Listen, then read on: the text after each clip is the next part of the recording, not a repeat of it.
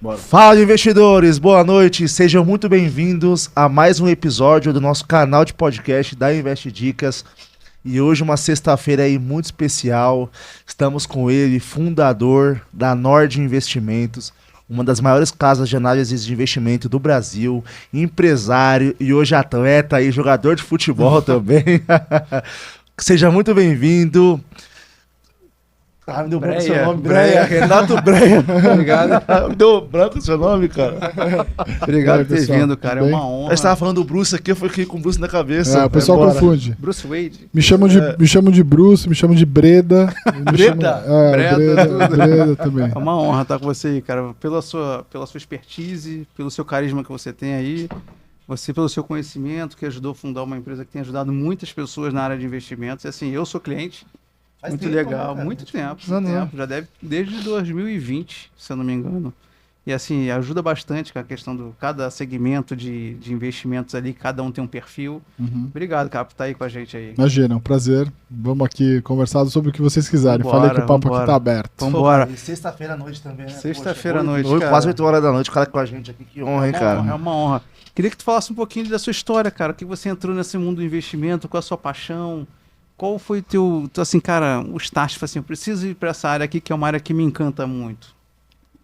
Na verdade eu não tinha isso muito claro, né? Com 19 anos você não tem muito a noção do que você quer fazer da vida. Mas, assim, meus primos mais velhos já trabalhavam no mercado financeiro, então para mim eram referências. O meu tio também é do mercado financeiro há mais de uns 40 anos ou 50 anos já no mercado financeiro, investidor de bolsa das antigas também. E eu jogava bola, né, com 16, 17, fiquei muito naquela dúvida se eu ia seguir ou não. Mas aí com 19 eu vi que, assim, as coisas não estavam caminhando do jeito que eu gostaria. E aí meu pai falou, você quer jogar bola, mas então você vai ter que estudar. Você quer jogar bola, mas você vai ter que arranjar também um trabalho. E aí eu caí meio de paraquedas no mercado financeiro. Naquela história também, né, eu fui conversar com meu tio... O que você quer fazer? Eu não sei. Então, assim, vou te arranjar um estágio pra você ir trabalhar numa corretora. E aí foi aquele negócio meio paixão à primeira vista, assim, sabe? Eu tive a felicidade de começar a trabalhar numa corretora que, na época, era a maior corretora independente do Brasil, que já não existe mais, foi comprada pelo UBS, né, que é a Link. Era a principal corretora independente do Brasil, né? Tanto na parte de BMF, então era muito forte na parte da BMF, as bolsas ainda eram separadas naquela época. Você tinha uma bolsa de mercadorias e futuros e uma bolsa de valores, a Bovespa, né? Antes delas se juntarem. Então, eu achei aquele ambiente espetacular, né? Naquela época as mesas gritavam muito, né? Porque Era essa época da gritaria ainda? Sim, porque os pregões, né, principalmente mercadorias e futuros, era tudo no pregão, né? Então, parecia aquele lobo de Wall Street, né? Era total.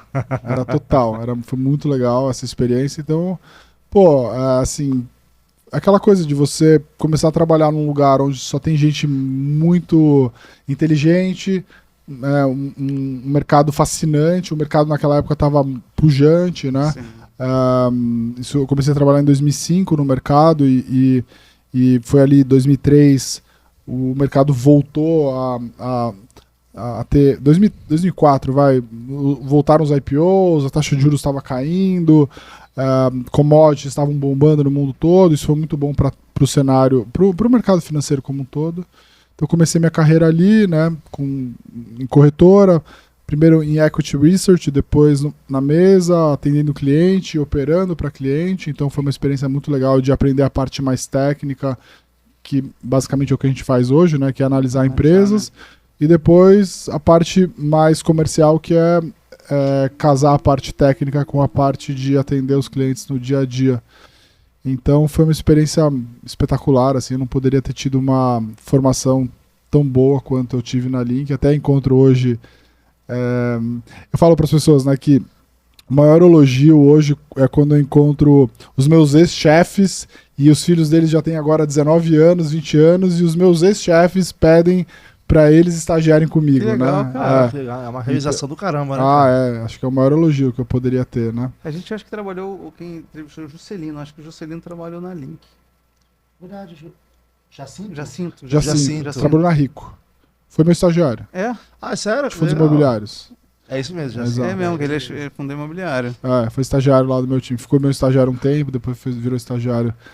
Então, assim, parece que não tenho a cara de tão velho, mas eu tenho 20 anos, 38. Pô, cara, Cara, 20 anos de mercado, mas, pô... Comecei tem com 19, 30, né? parece Tenho que tem 38. 28. Começou novo. Ah, mesmo Comecei idade que novo. eu ia. Parece mesmo. Mas eu tô acabado, né, irmão? Você pode...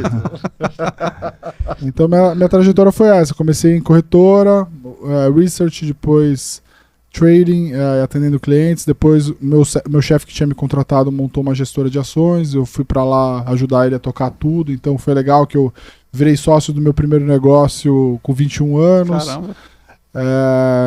Lá, enfim, uma gestora pequena de ações. Então, eu analisava a empresa, eu executava a ordem, eu atendia cliente. Então, eu servia o café, enfim, eu lia regulamento, fazia tudo. Foi uma experiência também muito boa, fiquei lá durante 4 anos. Depois disso, fui trabalhar na Rico, né, que é uma corretora que ainda existe e que também revolucionou o mercado naquela época, uma corretora de varejo, né, de home broker, que era uma coisa que naquela época, por incrível que pareça, ainda estava começando no Brasil. Passei por várias áreas lá, atendi cliente, montei área de distribuição de fundos, montamos uma gestora na época também. Depois eu tinha uma relação já com o pessoal da Empíricos lá de trás, eles me convidaram para tocar algumas áreas, eu toquei alguns projetos lá dentro durante algum tempo, durante 3 anos lá como sócio de algumas operações, montei inclusive uma filial, né, da Empíricos em Portugal. Caramba. E aí em 2017 eu acabei saindo, mas foi lá que eu conheci os meus sócios atuais, a Marília, o Bruce e também o Ricardo, que já não é mais sócio nosso, mas eu conheci eles naquela época. E a gente montou a Nord Research em 2018, né, como uma casa de análise, essencialmente no começo, né, oferecendo recomendações de investimento desde renda fixa até renda variável. E em 2020 a gente montou a empresa de gestão de patrimônio, que é a Nord Wealth, que eu sou responsável hoje lá dentro. E, enfim, a Nord agora faz 6 anos, né, acabou de fazer em agosto, de 6 anos de operação, mas começou um pouco antes até. E é isso, hoje a Nord é uma casa de análise, né, temos sócios dedicados a isso, a gente é uma empresa também de gestão de patrimônio, a Nord Wealth hoje está com mais de 1.000 famílias, mais de 5,2 bi agora. Poxa, que incrível, cara. Sobre aconselhamento e sobre gestão. A gente também tem uma gestora, onde a gente faz gestão de alguns mandatos exclusivos e também alguns fundos que replicam estratégias da Nord. Temos um correspondente bancário, também temos uma corretora de seguro, bastante coisa, mas estamos bem felizes de ainda... 6 anos é bastante coisa, mas ainda tem muita coisa que a gente quer construir, tem muita coisa para fazer fazer. lá, né, do primeiro passo até onde está hoje, né, vocês devem se orgulhar muito disso, mas sempre olhando para frente, né? Sim. E assim, a Nord Wealth, como é que você vê hoje, assim, essa questão desse cuidado familiar? Vocês acabam ajudando em tudo, né? Não é só a questão do investimento. Sim. Ou até o futuro, o cara entender assim, eu tenho um objetivo a longo prazo, ou até o perfil da pessoa. Como é que tu consegue administrar isso, assim? Você consegue entender o cara? Poxa, eu quero me aposentar com tantos anos, com uma renda tal, mas eu tenho meu patrimônio assim, porque tem a questão a proteção patrimonial também, né? Como é que você consegue fazer essa mistura com tanta gente assim? Cada um tem a particularidade, né? Claro. Não, e até em questão jurídica também, né? Assim, em 2016, então já vai fazer daqui a pouco quase 10 anos, né? Eu, trabalhando na Rico, eu comecei a tentar estudar algumas coisas que eu via lá no dia a dia, né? Os clientes abriam conta, mas eles iam lá e compravam um produto, compravam outro, etc e tal. E Prova por comprar, né? o home broker, ele se propõe a ser uma coisa meio de autosserviço, né? E aí a corretora obviamente quer fazer um cross-selling, quer oferecer desde o tesouro direto, vamos oferecer para o cara outra coisa, etc. E a gente vai, né, oferecendo uma gama de produtos. Mas nada de forma muito estruturada, né? Muito, assim, o cliente vai lá, preenche um suitability, de que ele disse ele é conservador, moderado, arrojado, agressivo, e baseado nesse suitability do que ele disse que ele é, mas ele pode ser outra coisa, inclusive, ele pode não saber exatamente o que ele é, você passa a oferecer produtos para ele de uma forma meio quase que aleatória. E é assim que o mercado financeiro se desenvolveu durante muito tempo, no sistema bancário e também depois, mesmo no mundo de assessoria. Então, eu me perguntava assim, será que não existe uma maneira mais estruturada, organizada e mais, vamos pensar assim, mais inteligente de você pensar o indivíduo, né, de onde ele está hoje, de quanto que ele tem de patrimônio, qual que é o perfil dele e onde ele quer chegar. E aí naquela época eu comecei a estudar o CFP, que é uma certificação que não é só uma certificação que te permite executar algumas operações, trabalhar em algumas áreas do mercado financeiro, mas ele também é um certificado de distinção. Ele te credencia como um bom profissional para Planejador financeiro, né? Um Certified Financial Planner. É uma certificação internacional, então eu comecei a estudar para isso, me apaixonei por essa história e falei, bom, mas em 2016 não existia uma forma de você executar o Financial Planner do começo ao fim. Os Financial Planners daquela época, os CFPs daquela época, eles cobravam do cliente um boleto para fazer o plano financeiro dele, que era entender o orçamento, entender o perfil de risco, entender onde ele queria chegar. Depois ele falava assim, ó, toma aqui e executa por conta própria. Às vezes alguns até deles faziam isso de uma forma meio quase clandestina, eles tinham acesso às contas desses clientes, iam lá e executavam por conta própria.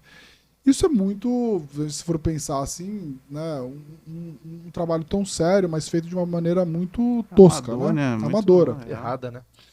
Então isso ficou muito na minha cabeça, eu sempre quis pensar, e assim, eu sabia que isso dava para ser feito em famílias muito ricas. Então os family office, os single family offices muito grandes, os multifamily offices de famílias de muito dinheiro, né, famílias com 10, 20, 30, 50 milhões de reais, eles já conseguiam de alguma forma chegar num cliente com esse perfil e montar um planejamento financeiro de curto, médio e longo prazo, né? E então isso sempre ficou na minha cabeça. Eu falei, olha, em algum momento o mercado vai se desenvolver ao ponto de um consultor CVM CFP vai poder usar as instituições bancárias e plataformas de investimento para fazer gestão de patrimônio dos clientes da forma como manda, né, o livro, né? E então, respondendo a tua pergunta, assim, o que a gente faz lá hoje é basicamente entender quem são as pessoas, né? Tem pessoas de 20 e poucos anos, 30 anos, 40, 60, 70, perfis variados, moderado, arrojado, enfim, com objetivos muito diferentes, com contextos familiares também diferentes. Uma coisa é uma pessoa solteira, que nunca vai querer casar, ou uma pessoa que já casou e tem 2, 3 filhos. Se propõe a ser conservadora ou moderada, tem muita renda e uma boa capacidade de poupança, ou menos capacidade de poupança. Então, isso é uma equação que é relativamente complexa, né, de você fazer toda essa entrevista, entender de fato a fundo o que cada um quer e o que cada um pode ser e onde quer chegar. Verdade.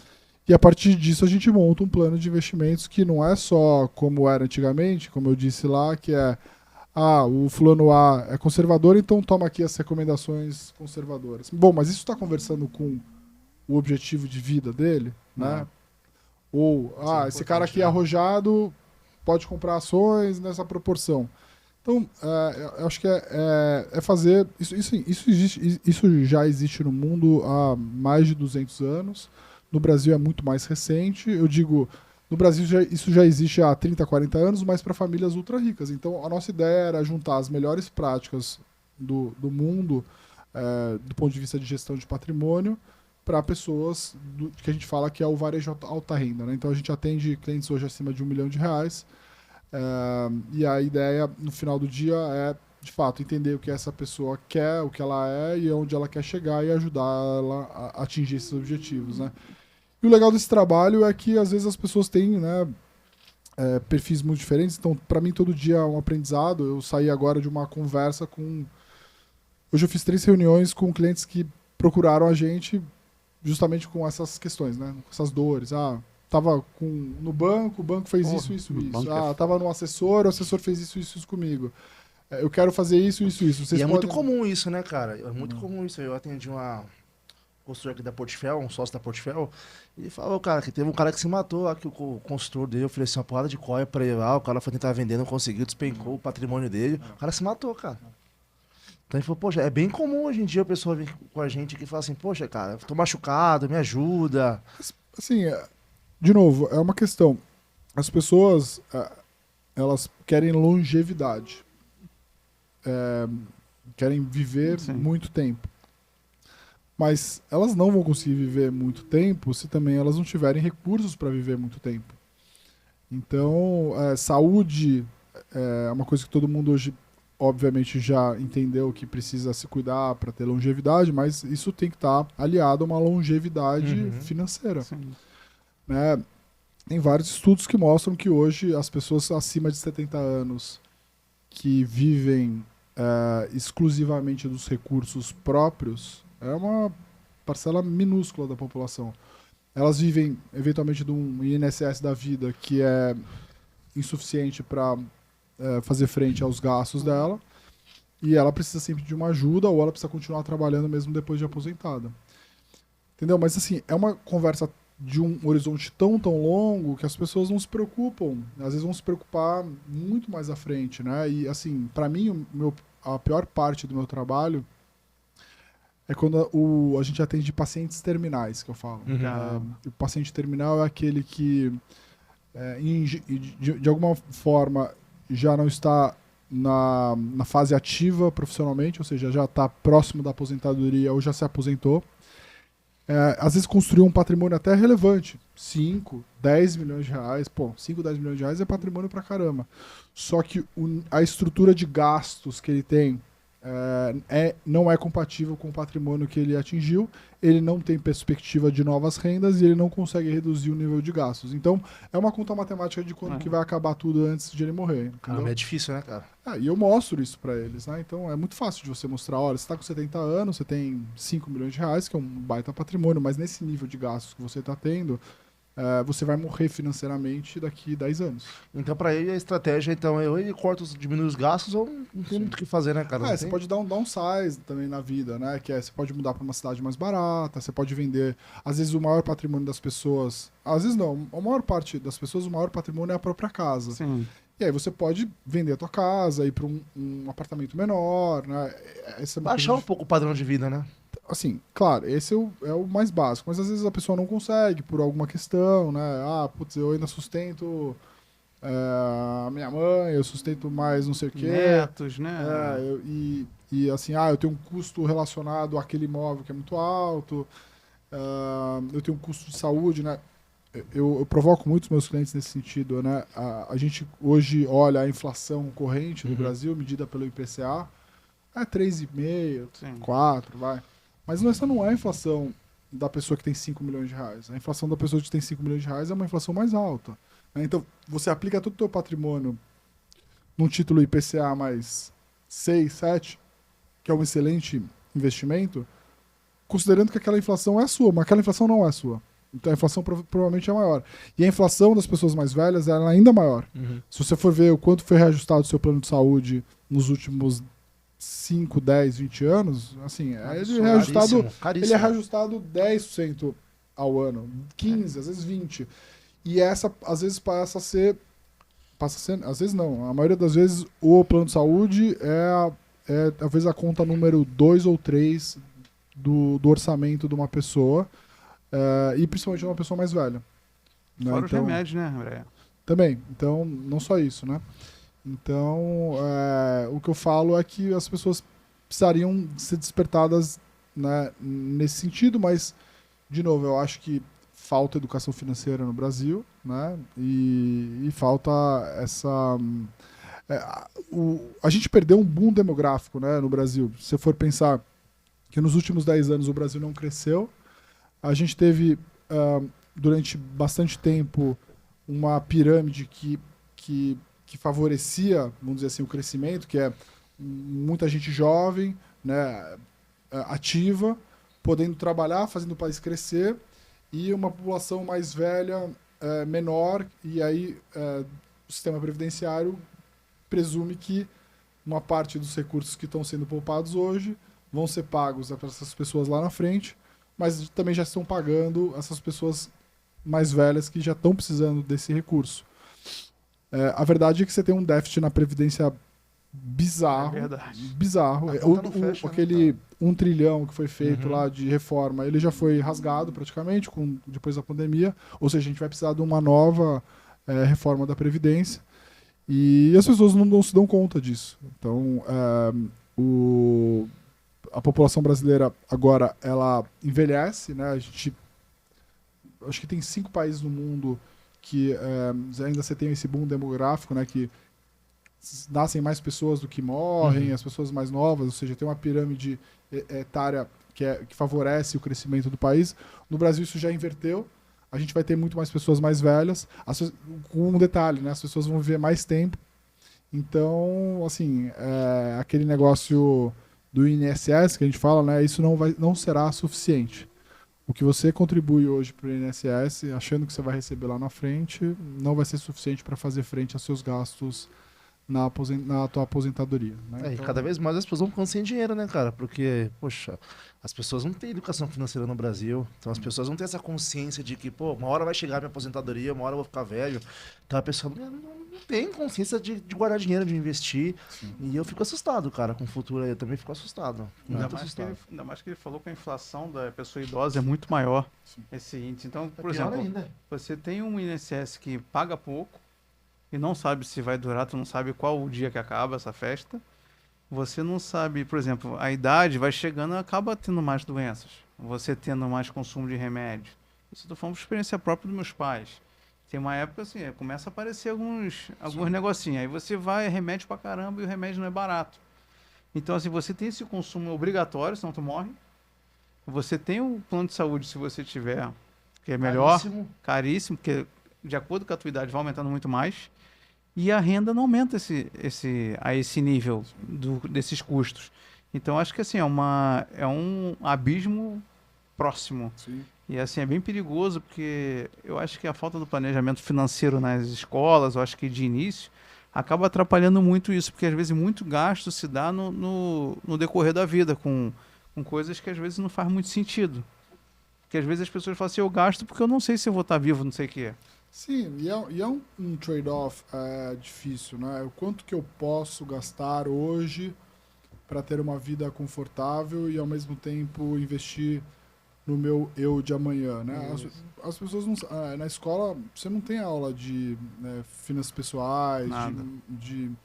enfim, então, mas assim, eu diria que assim, uma conta muito simples é que assim, se você não se propõe a gastar pelo menos 20% da tua renda, 20%, provavelmente você vai, daqui 5, 10, 20 anos, pagar o preço disso daí, tá? Eu diria que mais conservador, dado o contexto do Brasil, você devia mirar gastar, poupar algo mais em torno de 25, 30, tá? Caramba. E aí, claro, o pessoal pode falar assim, eu não consigo e tal. Eu sei, o Brasil é um país difícil, assim, a renda média é muito baixa, aqui a gente tem que pagar tudo, né? Os serviços básicos são péssimos. Então, mas assim, qual a alternativa? Ou você muda de país, ou você entende qual que é o jogo que você está jogando e se propõe a mudar a sua realidade. Porque se você esperar que o governo vá mudar a sua realidade, não vai. Não né? vai. Os benefícios para quem trabalha no governo, né, são para sempre. Né? E, aliás, os governantes eles não são atendidos depois no serviço público, né? Eles estão aqui no Sírio-Libanês, que nem eu, que pago um plano de saúde para 110 pessoas, tenho direito ao Sírio-Libanês. Não pode, né? Não tem, né? Tem que ir num outro mais tranquilo. Não, né? eu vou num bom, graças a Deus, assim, né? Mas assim, tipo, o Sírio-Libanês não tá nos pacotes mais premiums lá, entendeu? Então... Engraçado é nessa época de ano, assim, cara, que quando começa as campanhas, cara, os caras dão um beijo em todo mundo, abraça, a saúde vai melhorar, vai não sei o quê, aí tu fala assim, cara... Quem sofre é a classe mais baixa. Claro. Porque, assim, eles enganam esse povo, cara. Com não certeza. adianta, chega a ser sarcástico, né, isso. Bom, Boulos, acho que no último debate, ele até, para pegar voto, ele até disse que passou a considerar a Venezuela uma ditadura. Agora já falou, né? Tá querendo mudar um Devem pouquinho. estar rasgando a língua dele pra ele falar isso, porque até agora ele não assume, né? Mas, assim, o que tu acha do futuro do país aí, Breia? Como é que tu acha que... Pela tua experiência, pelo esse governo, A questão do sentimento do povo em si. O que o povo sente, cara, na pele, esse aumento de imposto pra caramba? Não sente nada, né? Porque, infelizmente, assim, a gente tem uma das maiores cargas tributárias do mundo, custeando um monte de ineficiências, né? O dinheiro mal gasto, um sistema público super inchado, fora, né, todas as fraudes e desvios de dinheiro, né? O dinheiro privilegia as altas castas do serviço público. Às vezes a pessoa fala, o cara fala mal do servidor público. Não, o servidor público, né, de carreira ali, que ganha pouco, ele não está sendo beneficiado por tudo isso. Quem está sendo beneficiado são os caras, né, que ganham 40, 50 mil reais, tem lá o bolsa isso, caneta, bolsa né? O cara que aquilo, tem a caceta, caneta, né? tem um orçamento gigantesco. Então, eu como empresário, assim, eu tô há 20 anos quase no mercado, né, e eu comecei bem no governo Lula, né? Em 2002, o Lula foi eleito, em 2003 ele assumiu, em 2005 eu comecei a trabalhar no mercado financeiro, né? E eu tive a oportunidade naquela época de ter várias reuniões com o Palocci. O Palocci, ele era o ministro da Economia naquela época e ele andava muito na Faria Lima. E assim, no começo a Faria Lima ficou com muito medo, né, do que o Lula poderia ser, e aí ele encontrou, né, essa figura dentro do governo, onde o Lula jogava para o povo e o Palocci jogava para o mercado, né? E assim, eu não posso reclamar, porque naquela época o mercado se convenceu e o mercado ficou muito pujante, a gente viu aquilo lá e falou assim, talvez essa dupla, né, do governo mais social e aí um governo mais também querendo falar a língua do mercado financeiro pode funcionar no Brasil. Obviamente, depois a gente foi descobrir que isso estava travestido de uma corrupção bizarra, né? E aí, assim, isso foi 2005, né? Foi reeleito e aí, assim, foi descoberto todas essas coisas e, assim, passado 10 anos depois, o cara volta... E mesmo assim foi reeleito. A cadeira, né? Que nem o vice dele falou, né? Volta à cena do crime. Voltou à cena do crime. Então é muito triste, assim, né?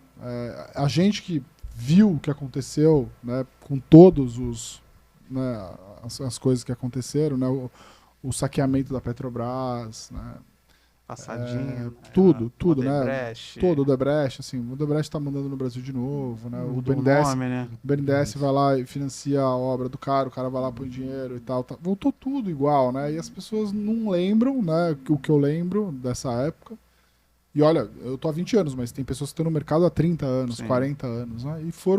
E até mesmo essas pessoas que estão há 20, 30 anos no mercado caíram nesse discurso dele quando falou, não, assim, eu não acho que o Lula vai ser o Lula 1, 2, vai mudar. E aí, até mesmo essas pessoas.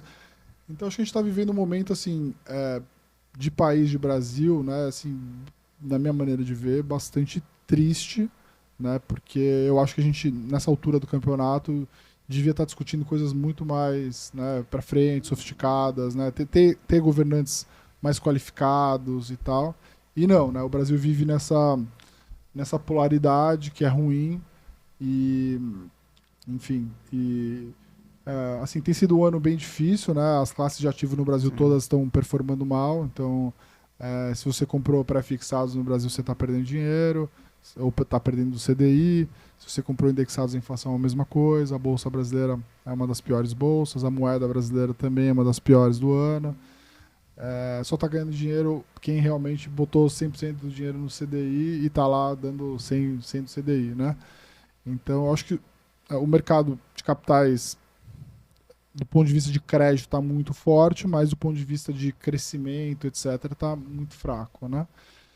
Então, assim, eu que estou há 20 anos esperando aquele momento onde a gente vai, né, flertar com algo próximo do que são os países desenvolvidos, né, em termos... Prosperar mais, né, cara?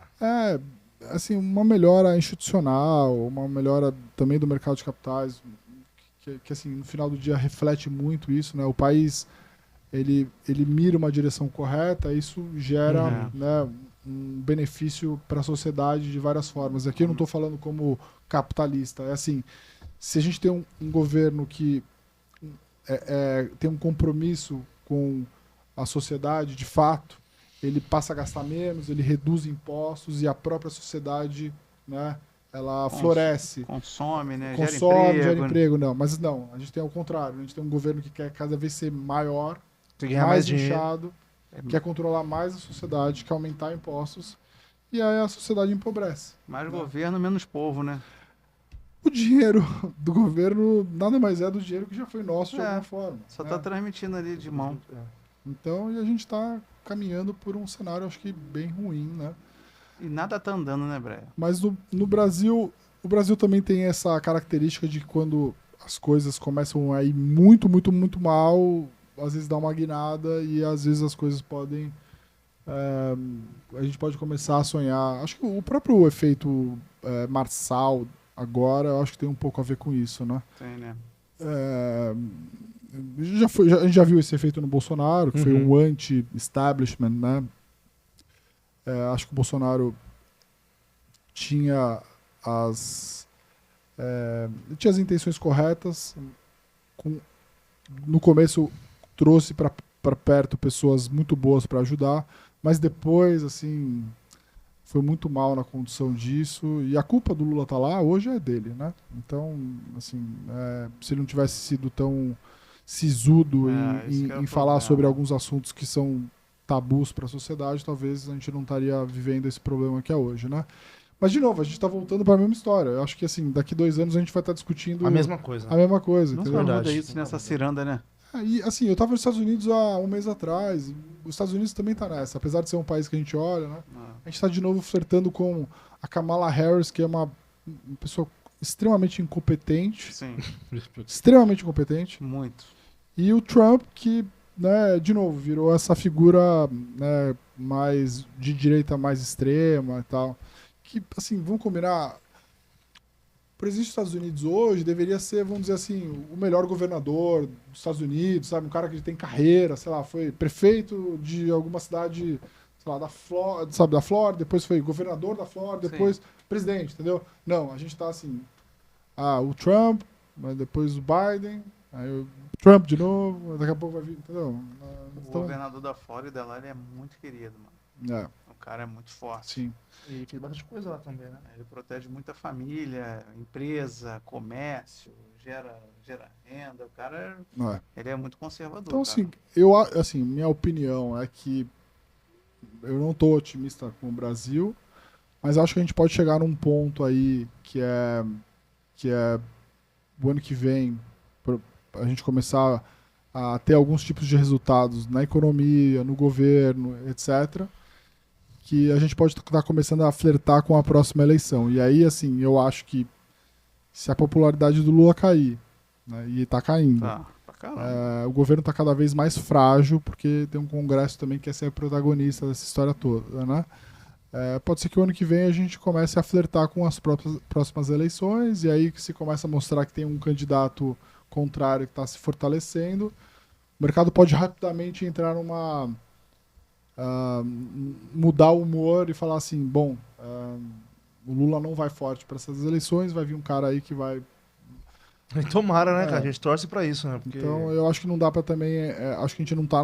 a gente lá, nas nossas alocações, a gente não tá, assim, botando o pé no fundo, apostando nisso, óbvio, mas também não dá para ficar extremamente pessimista ao ponto de falar assim, vou vender tudo que tem no Brasil, vou vender bolsa e tal, porque às vezes essas correções são muito rápidas. Tem que estar posicionado, né?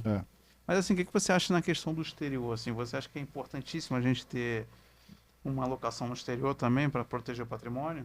Com certeza. Com certeza. Eu comecei a investir fora, acho que já faz quase... Não, vai fazer 8 anos que eu comecei a investir fora. Eu tava morando fora quando eu comecei a investir e é muito legal você ter essa oportunidade de morar fora, porque aí você vê o Brasil de fora. E aí você fala, por que todo o meu patrimônio tá no Brasil, né? E assim, existe uma razão também porque, né, o Brasil sempre foi muito fechado. Para você ter dinheiro fora durante muito tempo foi muito difícil. Para você abrir uma conta fora, você precisava ter várias centenas de milhares de dólares, burocrático. As opções de investimento para esse perfil de dinheiro também eram muito enfim, eram Pequenas, né? pequenas, né? Você Não tinha conseguia abrir, variedade, né? não tinha variedade e tal. O mercado se desenvolveu nesse sentido e eu acho que se você for olhar como o americano investe, o europeu investe, ou qualquer outra pessoa do mundo, né? Até por, às vezes, os países são muito ricos, mas muito pequenos do ponto de vista econômico, né? Eles naturalmente já têm uma cabeça de investir globalmente, investir em ativos do mundo todo, né? E eu acho que o Brasil é a mesma coisa. O Brasil é 3% da população mundial, 2% do PIB mundial, 1% do mercado de capitais do mundo. Ou seja, um brasileiro está investindo 100% no Brasil e está investindo em 1% do mercado de capitais do mundo. Do mundo, né? Do mundo, né? Então, eu acho que se você for pensar como vai evoluir a sociedade para os próximos 5, 10, 20 anos, você quer ter 100% do seu dinheiro no Brasil? Eu acho que essa é uma boa... Só sobre essa ótica não é uma boa alternativa. E aí, se você for considerar que o Brasil é o Brasil, que a cada 2, 3 anos tem uma crise, tem um governo que está, né, mais preocupado com o próprio umbigo do que, de fato, com os empresários e tal, eu acho que você está restringindo muito uma moeda que se enfraquece, né? Historicamente o real perde valor, sei lá, 10% ao ano. Foi uma das moedas que mais se valorizou nos últimos anos, né? Então, assim, é isso. Você quer daqui 20 anos chegar à conclusão que o Brasil é um país frágil? Você já sabe disso. Você abre o jornal e vê. Todo dia tem alguma coisa. E hoje é muito fácil você fazer isso, né? Com uns $10 você investe fora. E eu acho que, sim, em 2, 3 anos, o aplicativo do Banco do Brasil você vai conseguir investir fora. Hoje no Itaú você consegue, em plataformas como XP, BTG, você consegue, você tem o Banco Inter, consegue, Nubank vai conseguir, enfim. Hoje é muito fácil. A Avenue, a Avenue, que é uma plataforma independente, quer dizer, agora, desculpa, Itaú, a Avenue, né? Dentro da própria do Itaú, começou como uma plataforma independente, hoje dentro do próprio aplicativo do Itaú você consegue lá investir via Avenue. Você transforma o dinheiro para dólar, né? Dali você já compra as ações, Sim. né? E eu tava falando isso com a Cris, né, Junqueira. Foi a Cris que falou isso? Do Nubank? Então, assim, em 2 anos, ter conta global vai ser 0 diferencial. Vai ser meio que obrigatório. Né? Então... E pior que faz sentido, né? Faz todo sentido. Você deveria ter todo o seu dinheiro numa economia, num mercado de capitais que é 1% do mundo? Não. Numa economia que é essencialmente commodities, bancos e mercado local, que varejo? Não. Você não quer estar exposto a empresas de tecnologia? O que tem de tecnologia na bolsa hoje do Brasil? Nada. Quase nada. As coisas já migrou seu já tudo já para os Estados Unidos? Não, tudo não. Tem um pedaço lá bom. Tem um pedaço bom. Porque assim, é importante tu ter. Porque às vezes tem uma crise lá, o dólar valoriza e a bolsa cai aqui. Então você tem que estar ali nessa dança, porque senão só vai de um lado. Assim, eu não sei o que vai acontecer com o dólar, o que vai acontecer com o real, isso é muito difícil, né? É uma balança de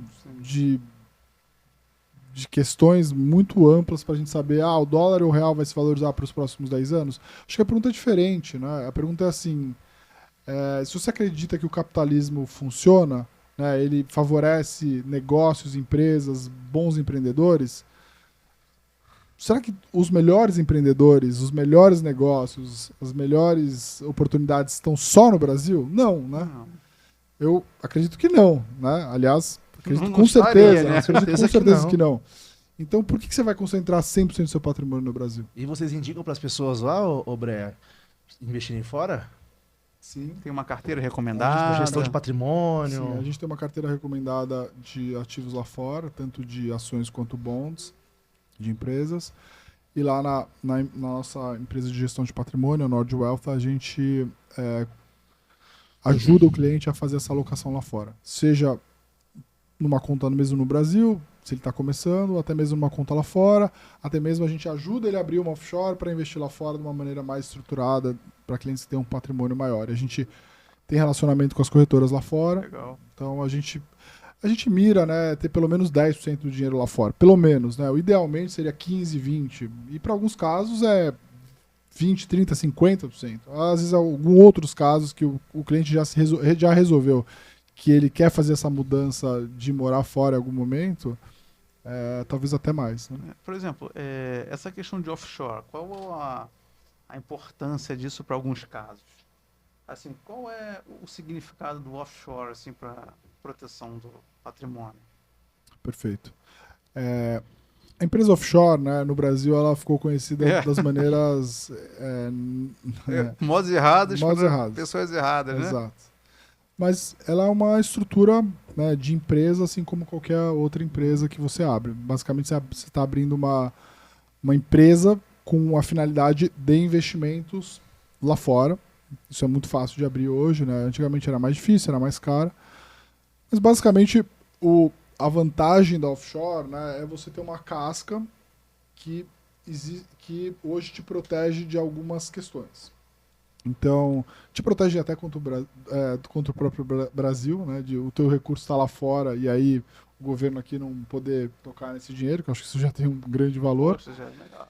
Mas mais do que isso, né, para patrimônios maiores, você tem uma questão aí relacionada à sucessão importante, que é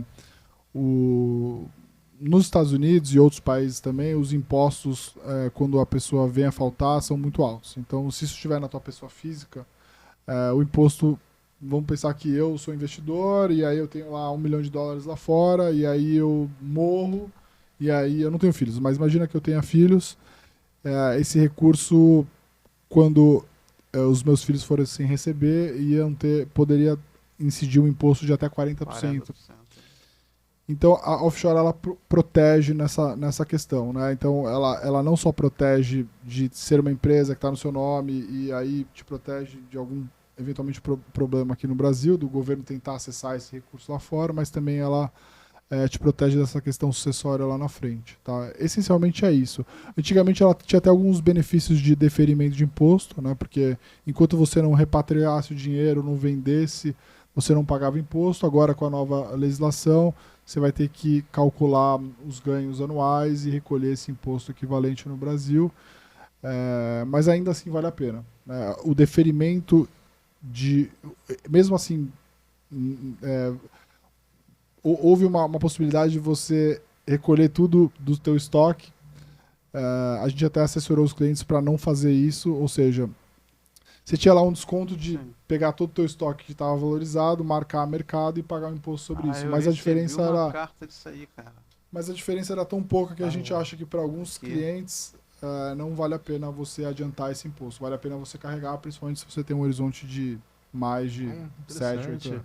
Eu recebi uma carta realmente da Receita, sei lá, falando isso, que eu queria marcar mercado, patrimônio que eu tenho lá fora, se eu já queria adiantar o imposto, tinha um desconto. Mas é muito pequeno. Caraca, o governo tá saidinho, hein? Que isso, cara? O governo tá saidinho pra caraca, já tá querendo no futuro, irmão. Futuro, meu. Mas assim, a offshore, ela, por exemplo, ela pode, por exemplo, eu moro em Orlando e tô aqui no Brasil também. Tem patrimônio aqui e patrimônio lá. Ela protegeria o patrimônio daqui também e de lá? Ela poderia estar linkada para os dois lados? Então, não, assim, o que a gente faz essencialmente é brasileiros que moram no Brasil e querem ter dinheiro fora. Você abre uma offshore em uma localidade que pode ser, por exemplo, Bahamas ou BVI, depende do perfil do cliente, onde ele quer investir. Essa casca, onde você remeteu esse dinheiro, vai investir via uma conta na Morgan Stanley, na Avenue, no BTG, na XP. Então, é uma empresa com propósito específico de investimentos. Tá? Se você é residente americano, aí já começa a ficar diferente. Você tem que entender onde você vai passar, onde você está do ponto de vista de regulação e assim, a gente, por exemplo, não atende clientes americanos, né?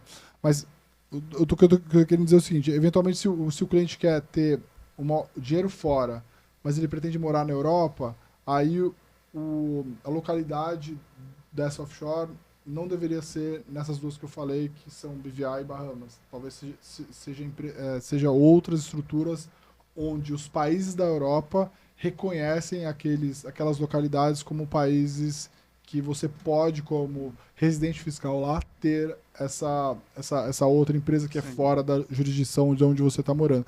Então não existe uma regra de bolo muito exata, depende muito do propósito desse investimento e principalmente de onde você está residindo fiscalmente. Cada tá? caso é um caso, né? É.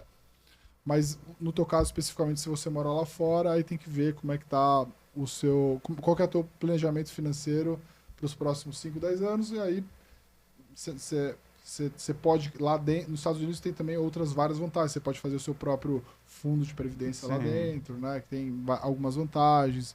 Você pode definir, enfim, tem outras questões.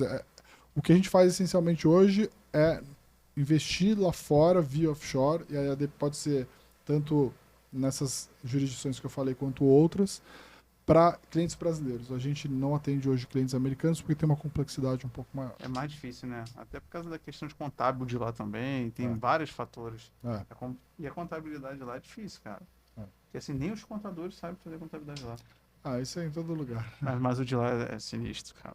Vou te falar. Todo mundo fala assim, cara, eu arrumei uma contadora. Ela não é muito boa não, mas ela tá fazendo direitinho. Eu falei, caraca, Mas é mano. brasileira, contadora ou americana? Os dois. É muita variedade assim de coisas e a pessoa não tem uma certeza. Aí se fugir um pouquinho do que ela... Aqui a gente Ela entrevistou sabe. uma boa aqui, né? A gente entrevistou a Alice Porto. Alice Porto. Ela é ótima. É boa, é boa. Alice Porto. É. Mas assim, por exemplo, para fazer um offshore, o ideal é um patrimônio de quanto? Assim, a partir de quanto? Uns 300, 400 mil dólares de investimento lá fora. Lá fora, né? Porque custa uns 5, 6 mil dólares para montar, mais uns 3 mil para manter por ano. E também tem a questão que eu falei que a partir de 100 mil dólares você começa a ter um imposto regressivo bastante alto por conta dessas questões todas que eu falei. Então, às vezes o cliente até abre com 100 mil, mas ele tem a perspectiva ou até mesmo a capacidade de aumentar essa alocação ao longo do tempo, né? Idealmente 300, 400 mil dólares, né? Quanto maior o patrimônio, mais você vai diluir esse custo de manter. No Vai te tempo, custar, né? e vai te custar algo em torno de 3 mil dólares por ano, né? Pra manter, só para manter. Ah, mas o cara às vezes tem um patrimônio para proteger, né, cara? Às vezes mesmo um offshore menor, de 200, 250, se o cliente ele já está com uma idade muito avançada, isso acaba virando quase que um seguro. É verdade, Não. porque a taxa de É. transferência de imóvel lá vai comer 40% do patrimônio e você tem que ter o dinheiro, senão fica agarrado, vai para leilão, aí você ainda perde muito dinheiro. Nossa senhora. Por isso que as pessoas às vezes não fazem Pra essa seguro é uma questão. boa, né? Para seguro, Pra para seguro é uma familiar, boa, pra muito familiar. bom. Porque é importantíssimo fazer isso. É planejamento, né, cara? Aquilo que a gente falou no começo. Assim, cada cliente tem um caso, a gente tenta entender o máximo o que esse cliente busca e a gente tenta lá com o nosso time, tenta não, né? Todos os dias a gente com o nosso time lá, que é multidisciplinar, tenta encontrar as melhores soluções para cada um dos casos, né? E a gente também tem parceiros, então a gente não estrutura offshore, a gente procura um escritório que Sim. a gente pesquisou vários e encontrou o melhor, né? E eu sou a cobaia de todas as coisas que a gente faz lá, né? Então eu montei offshore com esse escritório. Você tem que fazer tudo para poder validar, né? Também, claro. Validar. Também, aí, por exemplo, quando você faz um investimento no exterior, assim, com pessoa física, você faz aqui via BDR ou manda BDR dinheiro pra não. lá? Faço direto lá. Direto lá. Direto lá. Uso muito ETF lá fora, que funciona é muito bom, né? bem. Funciona muito, tanto ETF de renda variável quanto de renda fixa.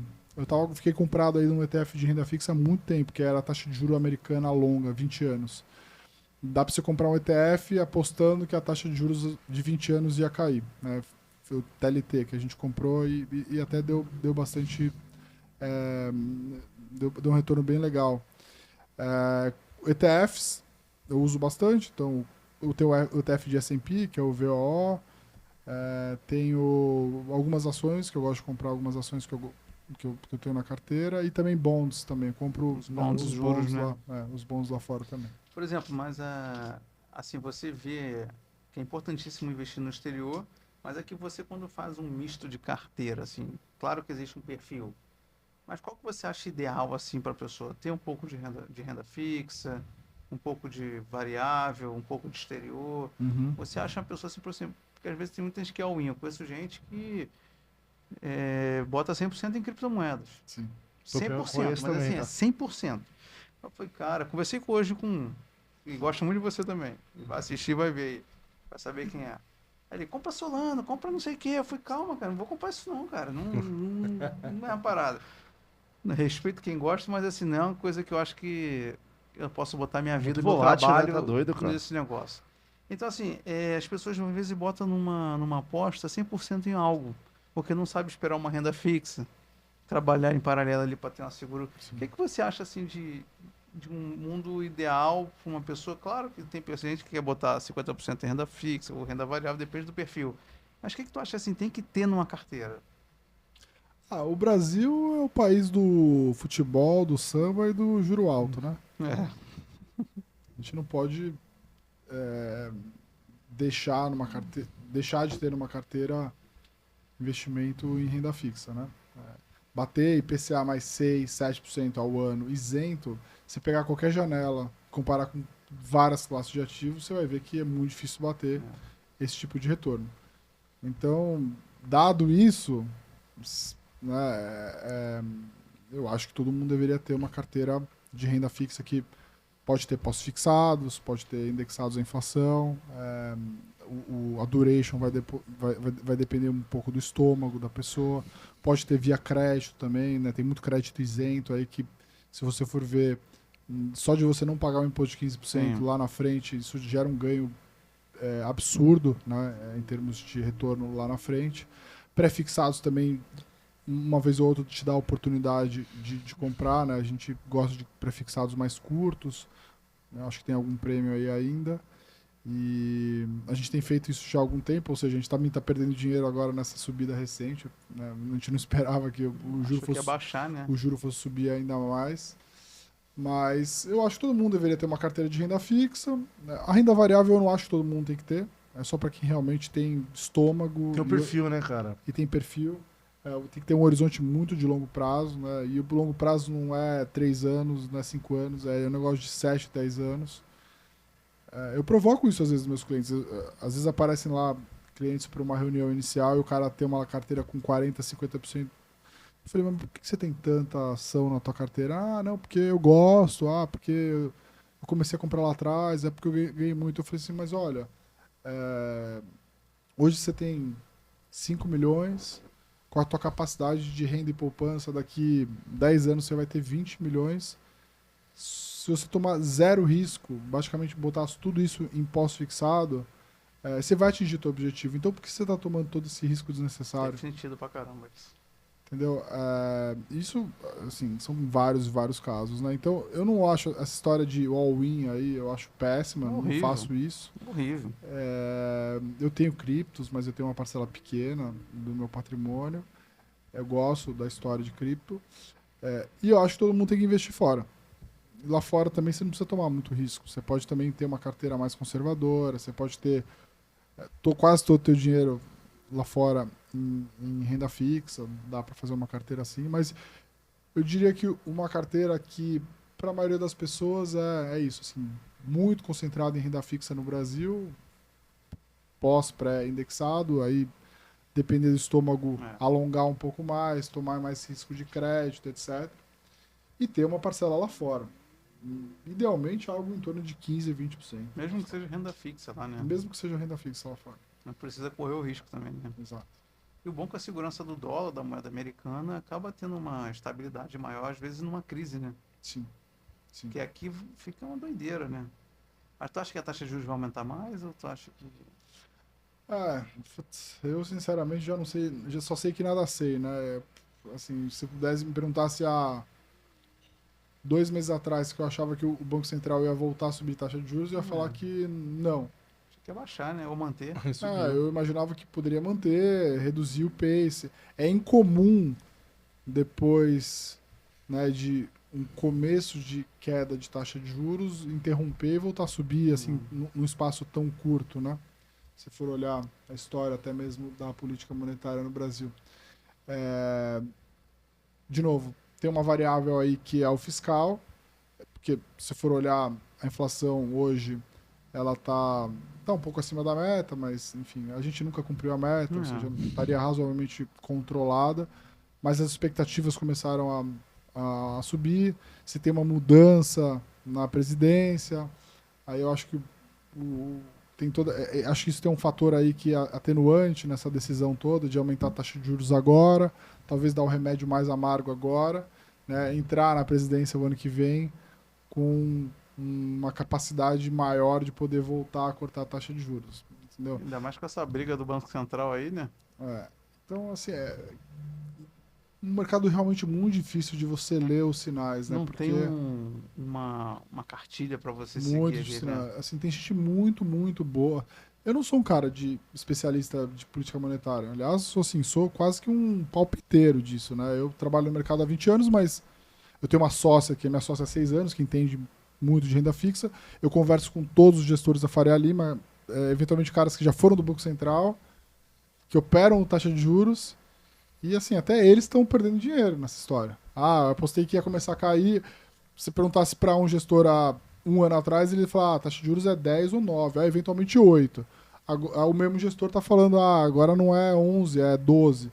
Ou seja, olha como ele é incompetente? Eu acho que não. Não. Mas olha Uma como certeza absurda, né? É muita olha incerteza, né? como o balanço, né, de tomada de decisões hoje ficou bastante mais complexo. E aí você tem lá o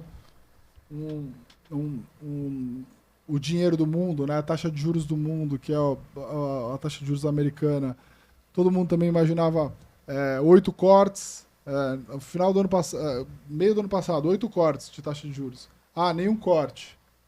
Depois, 2 cortes, talvez. Agora 3 cortes com certeza. O primeiro corte, 50.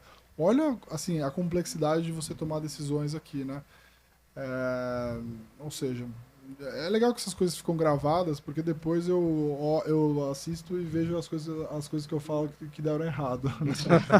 É Mas bom, você Tu aprende, não né? sabe se vai dar certo ou se vai dar errado. Aí tu fala assim, eu Mas acho o mercado financeiro é um pouco isso, entendeu? Na verdade, o mercado financeiro é só isso. Né? Primeiro você tem que ter uma humildade intelectual de entender que você não é capaz de prever tudo. Se você entender que você não é capaz de prever tudo, você já largou na frente. tá com o pé no chão, E né? aí depois, a segunda análise que você tem que fazer é, dado que eu não consigo prever tudo, para cada R$ 1 que eu ponho naquela minha convicção, eu preciso avaliar que se caminhar para onde eu acho que vai, o quanto que eu ganho, e se caminhar para o lado contrário, o quanto que eu perco. Então é sempre uma questão de balanço de risco, de assimetrias, né? Então, hoje a bolsa brasileira está barata. Eu acho que assim é um strong buy para enfiar todo o dinheiro agora. Eu não acho. Eu acho que assim Mesmo tão vender barato, né? vender agora eu não acho que é uma boa oportunidade, mas assim eu também não acho que assim uma oportunidade de uma vida. Não acho. Indexados à inflação eu já acho que é um strong buy. Assim agora, sim, PCA mais 6 é para comprar. Muito bom, né? Não dá para alongar muito e tal. As taxas na verdade já até comprimiram bastante. E então eu acho que é isso, né? O que a gente faz lá no dia a dia é avaliar todas as variáveis, mas principalmente não procurar o bilhete premiado, que as pessoas ficam procurando bilhete premiado, ficam gastando dinheiro na Mega Sena, né, e nunca ganham. E não dar all-in em nada e tentar investir numa simetria boa, né? Se eu investir nisso daqui e esse ativo ir para a direção que eu acho que ele pode ir, eu ganho bastante. Se ele não for, eu perco, minha perda seja relativamente limitada. Né? Por exemplo, tu gosta desse mercado da cripto, assim? Tu acha alguma coisa muito interessante? Pessoalmente, assim, Eu invisto em cripto desde 2016. Comecei comprando Bitcoin, depois comecei comprando outras coisas. A gente tem um analista de cripto lá, que é o Luiz Pedro, o pessoal que quiser ver. Então você se recomenda também a Recomendamos, cripto, o Luiz muito bom, chama Fala de Cripto, @Fala de Cripto, quem quiser seguir lá. Eu sigo as recomendações do Luiz, e ele é muito bom. Então eu tenho lá uma carteirinha de cripto que eu gosto, mas é uma parcela pequena do meu patrimônio. Pra estar posicionado também, né? Porque a gente não sabe o dia de amanhã, né? Mas que dá um boom também. Eu tenho isso também, eu tenho do... 3% do patrimônio. A minha ideia não é passar de 5%. Não é 3%. Se começar a subir, eu reduzo. Eu sempre ponho algumas metas, eu queria ter um Bitcoin, eu tô agora com 0,98, quase com Quase com 1, hein? E aí Ethereum é a mesma coisa, eu ponho lá umas metas, mas assim, também eu tenho essa barreira, não pode passar ali de 3%. Respeitar o processo, né? 3, Respeitar 4%. a tua estratégia, né? Mas isso aí é difícil, muita gente é assim, ou é aquilo e fica brigando com a outra parte aqui. Muita gente que é bitolada naquilo assim só e não muda, né?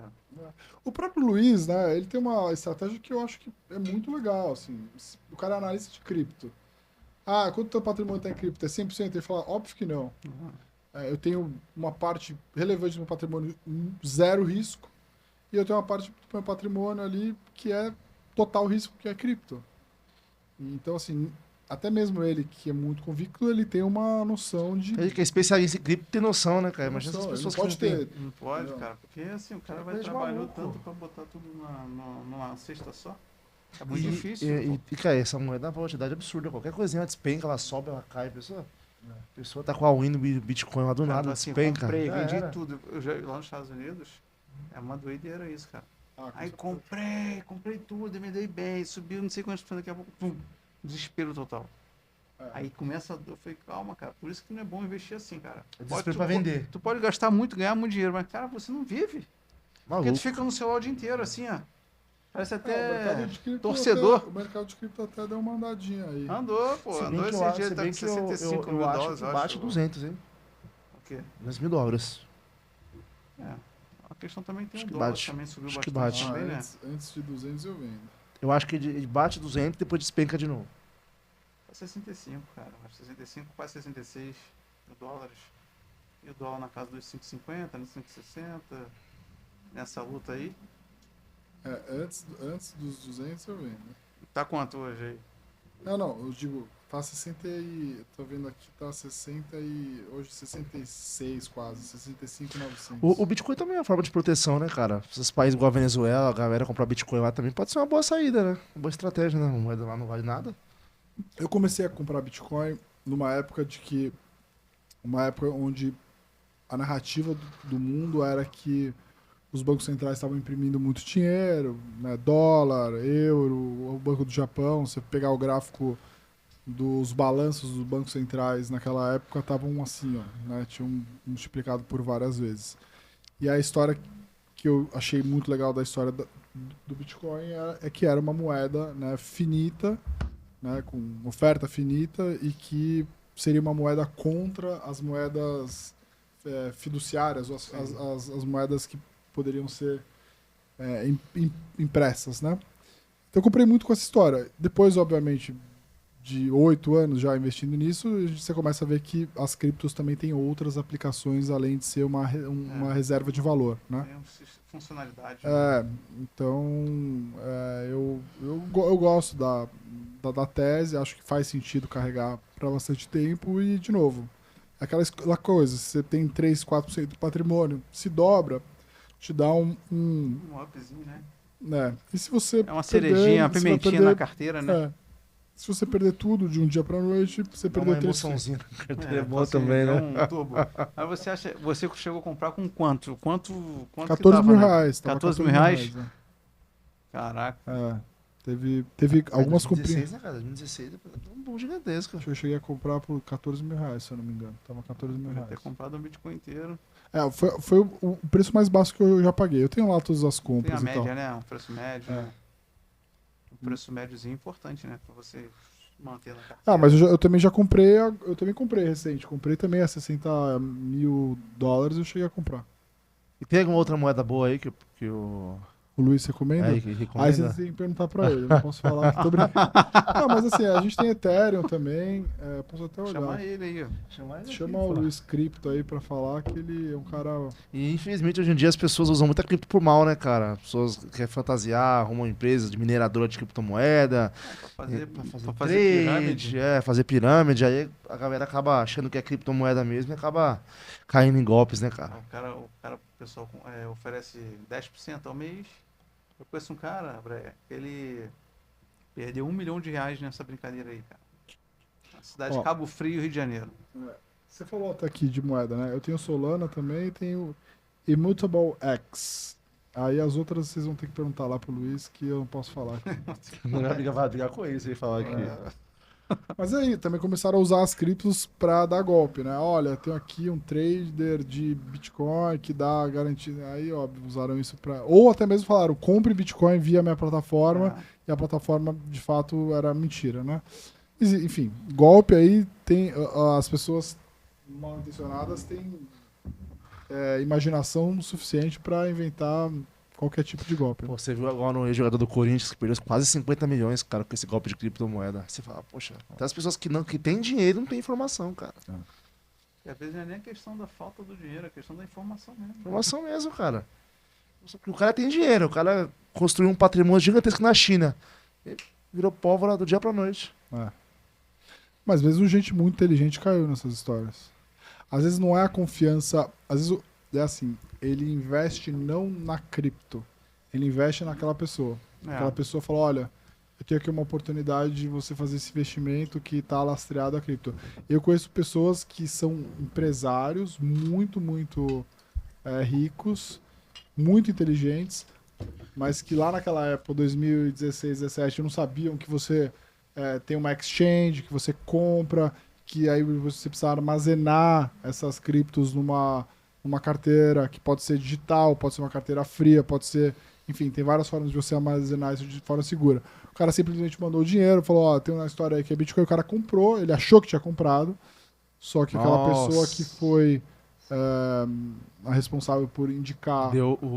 ou perdeu os Bitcoins, ou guardou de uma forma não tão boa e perdeu. Mas é por isso que é ruim também o all-in, né, cara? Não era um all-in, mas o que eu digo é que assim... Perde muito, né, cara? Perde muito. A diferença de você investir em criptomoedas para qualquer outro tipo de classe de ativo é que você tem que entender que existe alguns pré-requisitos para você, principalmente, guardar, né, as suas moedas. Assim, diferente de você comprar uma ação que a custódia está lá na B3, né, ou a renda fixa que está na CETIP, registrada na CETIP, amanhã se a XP quebrar, você não vai quebrar, porque os ativos estão guardados no seu nome, né? Você tem lá uma câmara de liquidação, e você tem a B3, você tem a proteção, né? você tem uma proteção do investidor. Mesmo aqueles créditos lá, tem o FGC e tal. Uhum. As criptos não é assim. Você tem lá uma exchange que você tradou e comprou. Agora, a guarda dos ativos, você precisa saber como fazer. Pessoal, tem muita gente que não sabe nem a senha pra pegar. Ou não Eu sabe perdi. o código. Eu perdi uns 0,29 bitcoins uma vez e eu consegui encontrar depois. Conseguiu? Consegui. Que desespero. O negócio subindo. Tu vê, cara. Dava uns 100 mil reais na época. Aí. Eu perdi 100 mil reais. Aí eu achei. Pô, tá vendo? É doideira. Pô, tá doido. Tá isso, doido, cara. Não conseguiria dormir se fosse eu. Mas assim, lá na cidade de Cabo Frio, Ah, eles montaram um esquema lá. Sabe quem é, né? Aí, por exemplo, chegava nós três assim pra poder conversar. Aí ele chegou, ele foi o primeiro a investir 10% ao mês. Aí eu vou falar assim, cara, tá doido, não investe nisso não, cara. Você é bobeira, tu acha que vai ganhar 10%? Aí ele tá ganhando 6 meses. Ainda te mostra o comprovante. Ele é o maior vendedor da pirâmide. Do esquema. Aí eu falei, pô, cara, tô trabalhando que nem um maluco aqui. Aí entro. Você ganha meu salário no dia, pô. Aí em 3 meses eu ganho e ainda paga antes.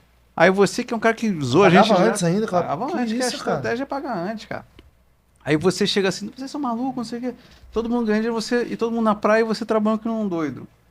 Mano, ninguém vendendo casa, vendendo carro, Pegando empréstimo. pegando empréstimo no banco. Eu sei que quebrou os bancos todinho. Os bancos tiveram um crédito absurdo, todos os bancos. Cidade Porque o pessoal pegou empréstimo com taxa de 2%, 3%. Para ganhar 10%, eu falei, tem um gap de 7% aí, vou ganhar.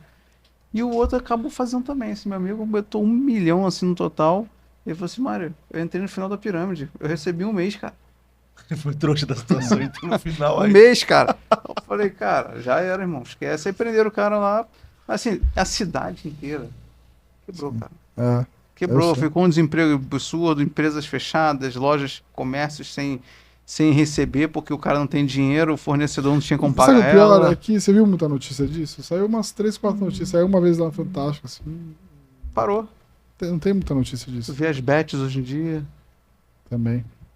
A bet, cara, eu vejo um pessoal assim perdendo tanto dinheiro, e assim, isso acaba sendo um problema E social, é cara. uma febre isso, né, cara? Isso é um vício do caramba. Você vê hoje em dia, você vai andando, você anda hoje em dia na rua, o pessoal tudo apostando, tudo jogando. Você pega a condução, o pessoal jogando, pega táxi, o pessoal jogando. É uma febre gigantesca. E você vê o futebol brasileiro aqui, a maioria dos times hoje é tudo bet, né? Patrocínio Master é tudo bet. E para as empresas querem patrocinar o time, não consegue não, porque como você compete com uma empresa aí que paga 350 milhões em 2 anos pro clube? É muito dinheiro, cara.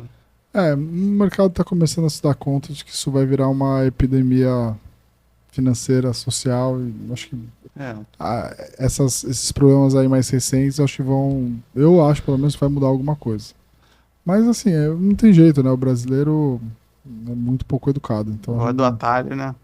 gosta. Mediatismo, E tu vê né, que é a classe mais baixa que joga, a média ali. O rico, ele vai pro cassino, joga $1.000 lá no Las Vegas lá e tá tudo certo. Acabou, Já brincou. jogou já? Não, Ele não tem nem tempo pra fazer isso. já foi pra Las Vegas, né? Já jogou? Não. Não. Não. A mulher jogou já, você já jogou em Las Eu Vegas. não né? jogo, cara. Eu também não gosto Eu não. já.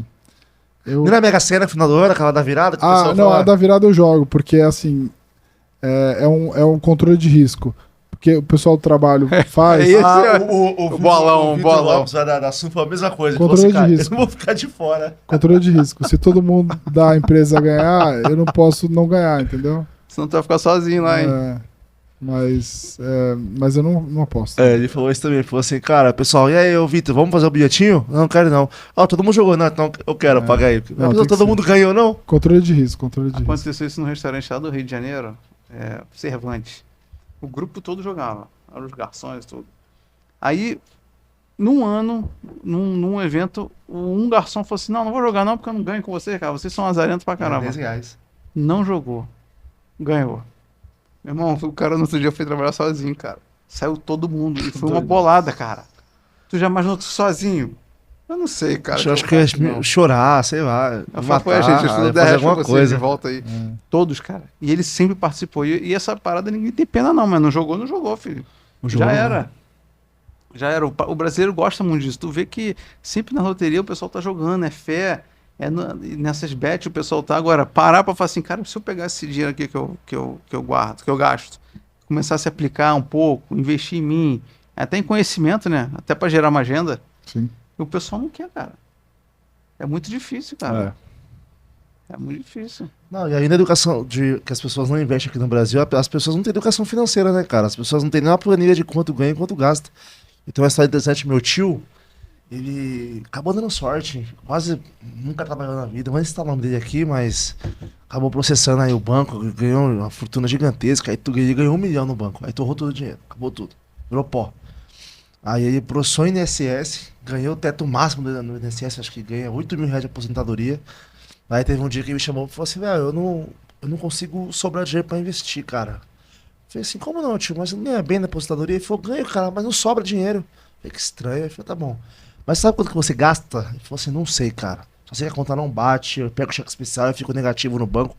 Aí eu falei, tá bom. Aí eu fiz um controlezinho de Excel pra ele, bem básico, né? Cara, só de streaming que ele pagava era absurdo. Absurdo, a gente foi eliminando. Tanto que as filhas deles é casada, né? Então, e elas tinham conta do pai. Aí eu falei assim, tio, pode cortar? Ele pode. A gente foi cortando com as contas da Netflix, HBO, enfim. Eu falei, tio, mas tem muito, né, Uber Eats, como que é o nome daquele? iFood. Tem muito iFood. Vamos cortar? Dá pra diminuir? Falou, dá, vamos diminuir. Aí tinha muito Uber. Eu pegava muito Uber. Dá pra diminuir, tio? Dá. Vamos cortando gasto besta. Cara, sobrou R$2.500 pra investir, cara. Aí eu montei uma carteirazinha dele bem bobinha assim na Nubank mesmo. A gente foi colocando as caixinhas dele e ficou todo feliz, cara. Mas é um hábito, né? Vira um hábito, né? Vira um hábito. Tem que ser desde o começo. Acho que é uma coisa que você aprende em casa, né? É. Você vê a história de grandes investidores ou de pessoas que tiveram sucesso, sempre tiveram ou um bom exemplo ou um trauma. É sempre um bom exemplo ou um trauma. Um trauma. O cara viu quanto a família sofreu por não ter dinheiro e fala, puta, eu preciso juntar dinheiro. Ou, né, já tinha dinheiro, mas foi muito bem educado para desde o começo poupar, né? Então acho que E eu vejo isso, né? Porque a gente lá... Tô fazendo isso já há muito tempo e eu já tive essa conversa com vários clientes e tem cliente que ganha 100, 200, 300 mil por mês e torra tudo e tá endividado. E tem cliente que ganha 50 mil ou 20 mil até e consegue poupar muito, é um grande poupador e assim, a curva lá de saúde financeira fica bem bonita, né? A curva de saúde financeira, quando ela faz assim, e eu mostro isso visualmente para as pessoas verem, né? O problema é quando ela faz assim, né? E a vida do cara tá aqui, ó. A vida dele termina aqui e a curva faz assim. Essa é um choque que às vezes eu tento até mostrar para os clientes. Né? E pro brasileiro é algo um pouco também cultural, né, cara? Porque, poxa, as pessoas... meu pai não investia, meu avô não investia, então as pessoas não tinham o hábito de investir, né? Era muito difícil também, Muito né, Bré? difícil. Esse acesso ao investimento era, acho que, muito difícil, cara. Então, eu não sei. Acho que é um pouco de... Eu não sei. eu vi, né, durante a minha vida, um monte de pessoas que tiveram esse clique, ou muito jovem, ou ao longo da vida, e mesmo ganhando não tão bem, logo de cara se propuseram a falar, eu não posso correr o risco, né, familiar.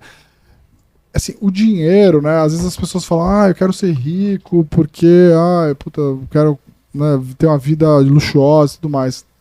Cara, o dinheiro, ele te proporciona algumas coisas que são espetaculares, né? Que é você cuidar da sua família é uma coisa espetacular, né? Poder dar a melhor educação pro seu filho, ajudar a tua mãe, teu pai, prover o melhor plano de saúde que eles podem ter. Não é, tipo, comprar uma casa de 8 quartos... Então, conforto, mínimo conforto, né, cara? Segurança, né? Conforto, saúde e tal. Liberdade isso, coisas... também, né, E cara? a liberdade de você poder trabalhar com o que você quiser, com as pessoas que você quiser, né? Às vezes também a gente fala sobre aposentadoria, as pessoas também têm a ideia de que a aposentadoria é quando a pessoa vai o último dia na empresa, tchau, Acabou. e depois fica em casa, né? Não, liberdade financeira, atingir, né, a liberdade financeira é você poder eventualmente fazer o seu trabalho, mas nos dias que você quer, com as pessoas que você gosta, da maneira que você quer, ter tempo para gastar com a sua família. Eu tenho muito essa discussão com, às vezes, alguns clientes que eles chegam lá muito, assim, ansiosos. Eu vou botar o dinheiro aqui na Nord, a Nord vai me dar não sei quantos % por ano, eu vou ficar rico rápido. Eu falo, olha, deixa eu te falar uma coisa. Você fica rico com o seu trabalho. E você precisa gastar tempo com a sua família. A gente vai te ajudar nessa equação toda a maximizar o resultado, mas a gente não faz milagre aqui.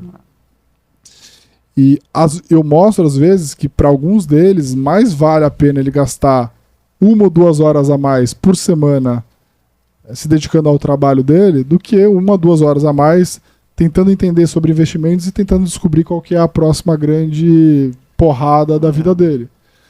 Né? Enfim, meu ponto né? Assim, a liberdade financeira também tem que ser pensada nesse sentido. Né? Às vezes vale mais a pena as pessoas... Faz sentido isso aí, cara. Faz sentido. Hoje, no mundo atual, para ser rico, quanto que é um valor, assim, mais ou menos? A pessoa assim, depende rico, aonde. Rico, milionário. Um valor assim, não... $1 milhão hoje de real você não é rico, não é né? rico. Não, $1 milhão de real você é rico hoje? É $1 milhão. $1 milhão você já começa... No Brasil... No Brasil tem, acho que, 300 mil pessoas com mais de $1 milhão. 300 mil de 210 milhões. É muito pouco, muito né, pouco, né, cara? É um acesso muito difícil, acho né? que se você ganha mais do que 30 mil por mês, você também já está no 1% 1% da população. De novo, a riqueza está relacionada ao quanto também você gasta. Eu já te falei. Não só sobre o que ganha, né? É sobre como gasta, né? Assim, ganhar 100 mil reais por mês é difícil pra caramba. Gastar 100 mil por mês é moleza, cara. Moleza. Você arranja um monte de familiar, desocupado, contrata um monte de serviço, compra uma casa grande que gera um monte de custo, carro, etc e tal, 100 mil faz assim, ó. Vira pó rapidinho. Rapidinho, cara. Eu tenho muito contato com jogador de futebol. O jogador ele ganha 100 mil, ele gasta 100. Ele melhora o contrato de 200, ele vai gastar 200. Ele começa a ganhar 300, ele gasta 300. Aí ele juntou 300 mil, 400. Um mês. Aí ele começa, aquele dinheiro começa a irritar ele. Tá parado lá no banco, aí ele tá juntando 300, 400, ele vai, pum. Resolvi comprar uma casa. Puf. Vou comprar uma casa pra cada familiar. Vou comprar mais um carro aqui. Assim, o dinheiro vai, cara. Isso que tu falou é legal mesmo. Irrita ele o dinheiro parado, né? E o dinheiro parado, na verdade, no Brasil, isso é sério. dá muito dinheiro, né? Então, assim, eu vejo isso. Eu já tive, né, essa minha vida cuidando do dinheiro das pessoas durante muito tempo, eu já vi coisas absurdas, assim. Pessoas que ganham muito, muito dinheiro e são incapazes de poupar, né, ou de poupar 10%, 20%, assim. De novo, é muito fácil você se acostumar a gastar. É muito fácil. Pra ganhar é muito mais difícil, né? Ganhar 100 mil por né? mês é muito difícil, cara. O que ganha 100 mil por mês hoje em dia, assim? São poucas do círculo social de todo mundo aqui, né? Agora gastar 100 mil é moleza. Você arruma uma dívida rapidinho. Só tu comprar um carro importado, aí tu tem um IPVA absurdo, um seguro absurdo. Não, pra gastar aqui no Brasil é fácil Aí demais. você, aí você começa a ter empregado pra isso, um cozinheiro, não sei o quê, tu começa a ver, tu fala assim, gasta aí. Cadê o dinheiro? E o bacana disso, a gente já recebeu alguns jogadores de futebol aqui, o Danilo Avelar, o Arthur Cunha no Rio também. E eles falam, cara, a maioria dos jogadores de futebol hoje que aposenta é tudo quebrado, cara. Você vê esses caras que tiveram destaque na Europa, os caras são quebrados. Tava fazendo propaganda de joguinho também. Machucou o joelho, tava fazendo propaganda de joguinho. Aí fogo tava pra mim, né? Ele falou assim, ó, parei, não faço mais não. Falei, se eu pegar você fazer, você vai Peguei ver. ele lá no começo, logo que ele machucou o joelho no Corinthians. É mesmo, Ah. né? Lá. Agora ele falou assim que parou com isso, se aposentou agora ele ajuda profissionais aí de futebol a conseguirem investir e a conscientizar a galera e a guardar dinheiro, né, cara? Porque você vê o pessoal hoje em dia com Magno carreira Alves, de cara, o renome Magno Alves aí. também perdeu um dinheiro enorme com criptomoeda. Ah, criptomoeda não, vamos com essas pirâmides. Cara, com 50 milhões ele perdeu, cara. Ah, você vê os caras aí, cara. O Jusilei do Corinthians também agora. Essa questão do bigode, né? O William Bigode, com o Scarpa. Com Scarpa. Tu vê, é um negócio sério, cara. E muita gente entra nessa parada. Muita gente. Vai ter 10%, cara. Absurdo. É, muito louco. É um absurdo, cara. E teu hobby, Breia? O que você gosta de fazer aí, cara? A gente sabe que é jogar bola. A gente sabe que você bate Eu um gosto de bolão, né? viajar. Eu gosto de viajar. Eu quero, antes de morrer, eu quero conhecer uns 70 países. Ainda tô um pouco longe de chegar lá. Quase na metade. Tô na metade, quase 30. Pô, mas tá bem já, hein? É. Porra. Esse é um hobby que eu tenho, que custa caro, e por isso que eu me comprometo a sempre poupar bastante do meu. E custa em dólar, então eu preciso poupar em real para gastar em dólar, né? Ou em euro, né? E, então esse é um hobby que eu tenho, que eu gosto bastante. Eu gosto de jogar bola. É isso. E gosto de Carnaval de Salvador, esse é um Tu hobby. gosta? Ah, você gosta, cara? Sempre vai? Sempre, todo ano. É mesmo, cara? São os meus hobbies. Viajar, é isso, jogar bola. E... O cara joga bem, joga a cabeça pro alto. Joga. Né? Um cara olha pra cima. Joga, ali. parece você jogando. Pô, não. Só se for no FIFA, né? Odeio jogar videogame. É mesmo? Que isso, Porque cara? eu sou ruim, velho. Eu não gosto de jogar nada. Não porque gosta eu de sou ruim. fifinha, não, cara? Teu camisa 10 do time? Não gosto. Camisa 11. Joga no meio ali? Meio no ataque. É. Faz a jogada maneira lá, tu viu? O cara ajuda pra Bom, pelo caralho. menos a que ele filmou foi boa a jogada que ele filmou. Não, né, o cara é bom na Você filmagem viu? também. Mandar um abraço pro meu amigo Batata. Aí. O cara Meu é bom irmão, na se eu filmagem. filmar o meu, vai ser risada. Depois Joga a gente de foi jogar um terno, futebol vai agora, ficar eu tô morto. um ano e meio sem jogar bola. Eu sempre gostei muito de bola. Eu rompi o ligamento do joelho 2 vezes. Pra tu ver. Aí eu fui jogar agora, meu irmão, assim, o corpo, a mente quer fazer alguma Vai, coisa e o corpo não vai, mano. Mas eu já tô nesse estágio, cara. Assim, eu, joguei bola a vida toda. Pensei em ser profissional e tal, mas hoje, assim, o que mais dói não é nem só o dia seguinte, o que dói é quando você pensa uma coisa e você não consegue. Não consegue, né, cara? Fala, nossa, arranca, dribla, aí quando você vai dar o chute vai pra lá, ou sai fraco, nossa. Ontem eu joguei, dei umas 2 dessas, assim, dá dó. Assim, antigamente eu não perdi uma Porra, dessa, eu ia né? dentro do gol, estava no ângulo,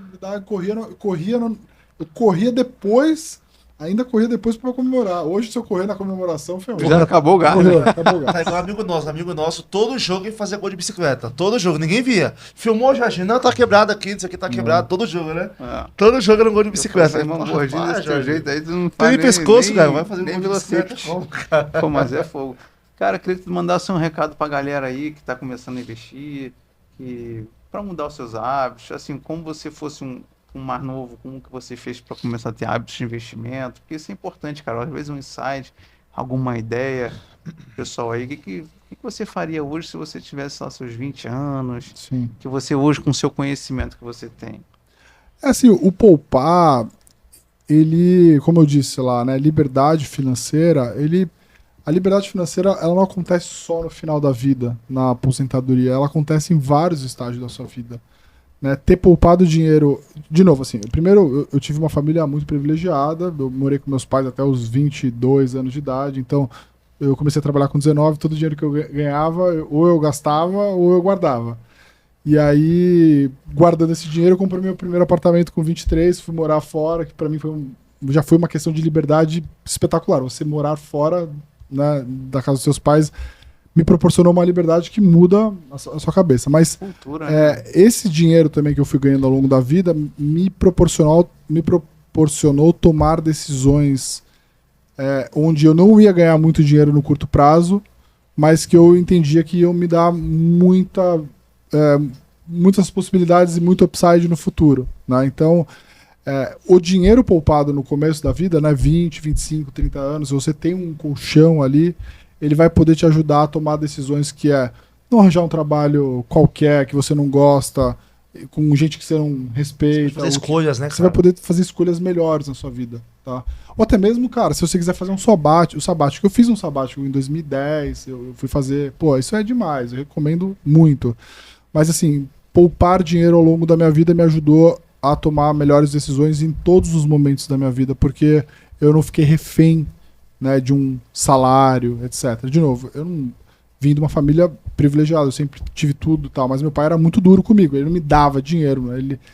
Meu pai era militar, né? Então, então assim, ele sempre me fez ir atrás, correr e tal, até isso me impulsionou muito, né, de eu querer mostrar pra ele que eu podia, de que eu queria ter meu próprio dinheiro e tal. Ele sempre falou, olha, eu vou te pagar até a tua faculdade, depois você resolve a sua vida. Mesmo. Depois da faculdade é você. Então, quando eu comecei a ganhar meu próprio dinheiro, entendeu? A liberdade de não precisar da satisfação do jeito que eu tava gastando meu dinheiro. Então, o dinheiro é uma sequência de liberdades, né? Você começa a ganhar seu próprio dinheiro, você não dá satisfação mais pro seu pai do que você gasta o dinheiro. Depois, você tem dinheiro suficiente para escolher a carreira que você quer seguir. Tomar melhores decisões dentro da sua própria carreira. Eu vou para esse lugar que talvez eu vá ganhar pouco agora, mas se der muito certo eu vou ganhar muito lá na frente, do que eu vou trocar por um salário onde eu vou ter uma carreira mais estável e tudo mais, né? Então acho que é isso, acho que é uma sequência, né? O poupar dinheiro, se comprometer, entender investimentos, porque não adianta também você poupar e investir mal. Procurar todo dia entender um pouco de cada um dos assuntos, né? Ser um curioso. Você pode ver, as pessoas de maior sucesso do mundo são curiosos, né? São humildes intelectualmente, né? De tentar entender um pouco de cada um, né? Eu tenho o privilégio de, às vezes, encontrar com investidores de 40, 50 anos de mercado e, às vezes, assim, no almoço ele me faz 100 perguntas, né? Quando eu deveria fazer as perguntas para ele. Ou seja, o cara sabe tudo, o cara sabe tudo, tem 80 anos, às vezes, 85 anos, e ele tá me perguntando porque ele quer saber as coisas que ele quer absorver, o conhecimento que eu tenho e que ele não tem. Para mim isso é a maior representação de como que você deveria levar a vida sempre, né? Porque as pessoas naturalmente vão ficando mais velhas e vão ficando mais importantes, e elas começam a achar que elas deveriam, né, falar, né? E eu percebi que esses caras de muito, muito sucesso, na verdade, são aquelas pessoas que fazem boas perguntas. Estão sempre procurando aprender mais, são curiosos naturalmente, né? Então, acho que é um pouco por aí. Eu acho que as duas dicas que eu dou é isso, né? São essas, na verdade. Poupar, né? Juntar o seu próprio dinheiro vai te dar liberdade não só lá na frente, mas vai te dar em vários momentos da sua vida. E eu acho que você ser um curioso natural, né? Procurar estudar um pouco de cada assunto. E o investimento vai andar em paralelo com a sua vida a vida toda. Sim. Né? E tem que andar, né, cara? Tem que andar, né? É coisa que te ajude, né? Então vai te ajudar muito. Então, mas era isso. Eu acho que minhas dicas aí pro pessoal, mas agradecer a vocês. Uma dica incrível, cara, porque pela sua vida, como você falou, começou a trabalhar desde cedo, você é um exemplo. Porque assim, você teve uma família que te deu base, mas você correu atrás também. Teu pai te cobrou ali, você já começou a construir tua história. Isso que é o que faz o dinheiro também. É uma ferramenta que te ajuda a traçar. E até que você querer ganhar mais, para que você possa trazer mais para próximo esse teu resultado que você quer. Você ter escolhas, ter liberdade de tempo. Porque às vezes as pessoas viram escravo de pessoas que não gostam de trabalhar, não gostam de trabalhar naquela função, e não tem tempo para fazer outra coisa, porque ela tem que pagar aquela conta. E ela tem um medo, um desespero de perder o emprego.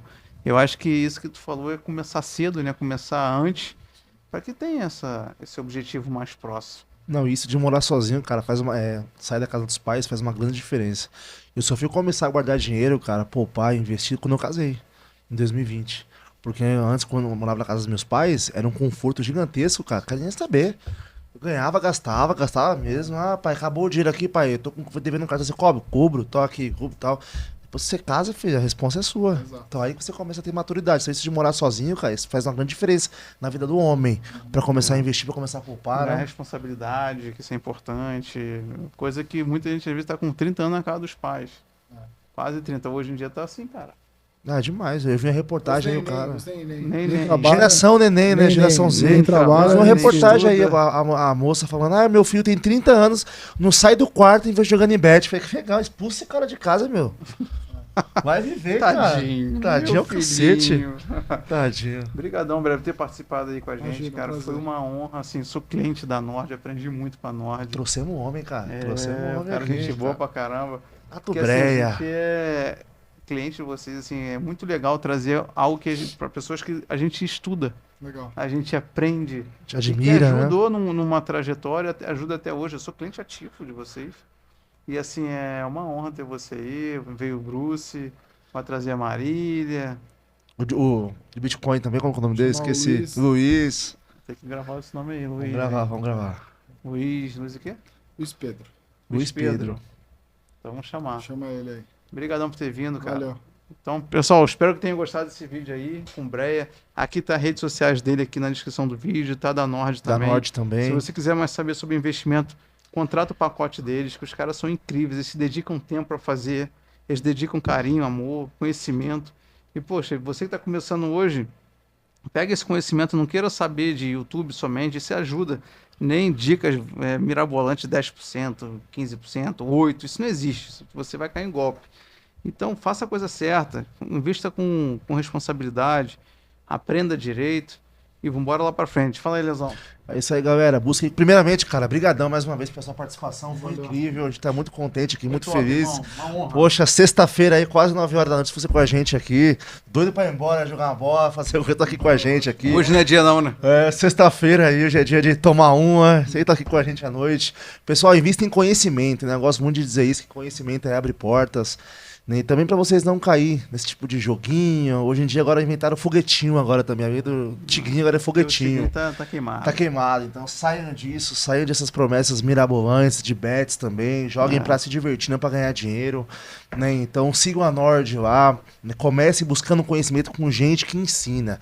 Hoje em dia a gente tem muito conhecimento gratuito na internet, de podcast, audiobook, de livros, então invista, pense sempre a longo prazo, que a aposentadoria vai chegar, a velhice vai chegar, isso não tem como escapar, então pense em longo prazo, pense futuramente. Nós temos certeza que vocês, se vocês começarem a investir hoje, o futuro de vocês serão muito prósperos, né, não, Marozinho? É isso aí, vambora.